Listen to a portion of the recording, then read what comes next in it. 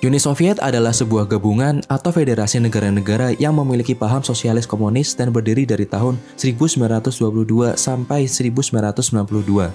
Federasi tersebut bernama Republik Sosialis Soviet atau RSS. Awalnya, Federasi Republik Sosialis Soviet ini hanya terdiri atas 4 negara saja, yakni Russian Soviet Federative Socialist Republic atau Russian SFSR, Transcaucasian SFSR, Ukrainian SSR, dan Belarusian SSR. Uni Soviet ini menganut sistem politik satu partai, yakni Partai Komunis, hingga tahun 1990.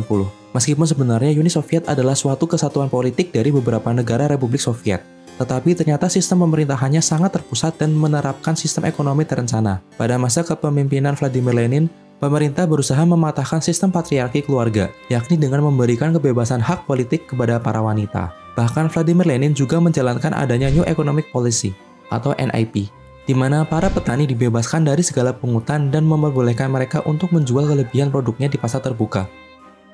Sistem New Economic Policy atau NIP tersebut tentu saja menguntungkan pihak petani dan bahkan mampu menghidupi perekonomian Uni Soviet.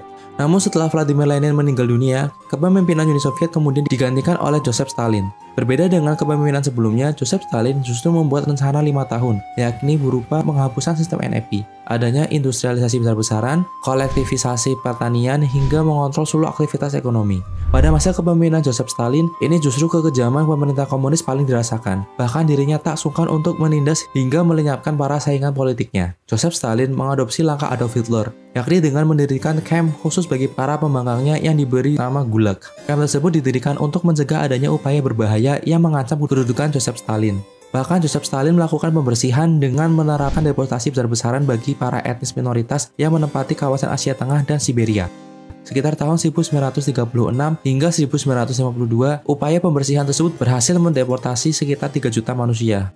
Setelah Joseph Stalin meninggal, kepemimpinan terus berlanjut hingga Mikhail Gorbachev. Pada era kepemimpinan ini, Mikhail merumuskan sebuah kebijakan tentang perestroika dan glasnost. Kebijakan perestroika atau restrukturisasi ini berkaitan dengan mengubah kebijakan sosial dan ekonomi demi kemajuan Uni Soviet. Di bidang sosial, yakni dengan meningkatkan disiplin kader partai dan pekerja. Juga adanya kampanye anti konsumsi alkohol. Lalu di bidang ekonomi, yakni perdagangan internasional dan investasi asing yang ketat akan dikurangi sedikit demi sedikit. Selain itu, adanya pengurangan kontrol negara pada perusahaan-perusahaan. Sementara itu, kebijakan glasnost, transparansi atau keterbukaan. Ini berkaitan dengan kemudahan publik dalam mengakses informasi secara bebas dan menghilangkan sensor yang sebelumnya telah diberlakukan. Pada masa kepemimpinan Mikhail Gorbachev, terjadi peristiwa nuklir Chernobyl. Pada tanggal 26 April 1986, reaktor unit 4 di pembangkit listrik Chernobyl di Pripyat. Ledakan dan kebakaran berikutnya melepaskan lebih dari 400 kali jumlah dampak radioaktif, seperti bom atom yang dijatuhkan di Hiroshima. Mikhail memerintahkan para staf pemerintahan untuk tidak menyebarkan informasi bencana nuklir tersebut ke masyarakat dan mancanegara. Peserta parade May Day di area terdampaknya juga tidak diinformasikan, sehingga tetap melaksanakan pawai dan selebrasi tanpa tahu akan terdampak paparan radioaktif. Dampak radioaktif para korban-korban terpapar membuat Uni Soviet kehilangan kepercayaan dari masyarakat dan pihak luar negeri. Puncaknya adalah ketika Mikhail melakukan amandemen Undang-Undang Pemilu pada tahun 1998. Dalam amandemen tersebut menyatakan bahwa kandidat di luar Partai Komunis mempunyai hak untuk mencalonkan diri untuk menjadi pejabat tinggi lokal dan nasional. Hal tersebut tentu saja disambut baik oleh para masyarakat Uni Soviet. Pada pasal 72 Konstitusi Uni Soviet yang merupakan produk dari Mikhail Gorbachev, berisi tentang negara bagian memiliki kebebasan untuk melepaskan diri. Atas dasar pasal tersebut, menjadikan satu persatu negara bagian menjadi lepas. Meskipun kebijakan kebebasan dan keterbukaan tersebut membuat perselisihan Blok Timur dan Blok Barat mereda, ternyata dalam kelompok masyarakatnya malah muncul pertentangan sosial. Kelompok masyarakat ini bersaing untuk merebutkan pengaruh dan kekuasaan. Ada kelompok moderat yang menyetujui adanya reformasi tetapi paham komunisme harus tetap dijalankan. Ada kelompok konservatif yang menentang reformasi dan ingin paham komunisme tetap dipertahankan. Ada pula kelompok radikal yang mendukung adanya reformasi dan ingin meninggalkan paham komunisme. Hingga akhirnya pada 19 Agustus 1991, kelompok konservatif yang kala itu dipimpin Wakil Presiden Gennady Yanayev melancarkan aksi kudeta terhadap kepemimpinan Mikhail Gorbachev. Aksi kudeta tersebut berhasil digagalkan oleh kelompok radikal, yakni Boris Yeltsin.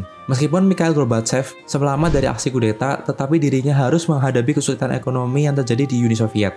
Selain itu, kelompok militer juga mulai terpecah belah. Bahkan negara-negara bagian juga banyak yang menuntut kemerdekaan. Akhirnya Mikhail Gorbachev mengundurkan diri dan menyebabkan kekosongan pemerintahan. Kemudian, Boris Yeltsin selaku pemimpin kaum radikal mengambil alih kekuasaan. Namun tindakan tersebut tidak didukung oleh beberapa negara bagian, terutama Latvia, Georgia, Lithuania, Estonia, dan Moldova, yang kemudian negara-negara tersebut memisahkan diri dari Uni Soviet dan memperoleh kemerdekaannya. Atas adanya beberapa konflik tersebut, akhirnya pada 6 September 1991, Uni Soviet dibubarkan.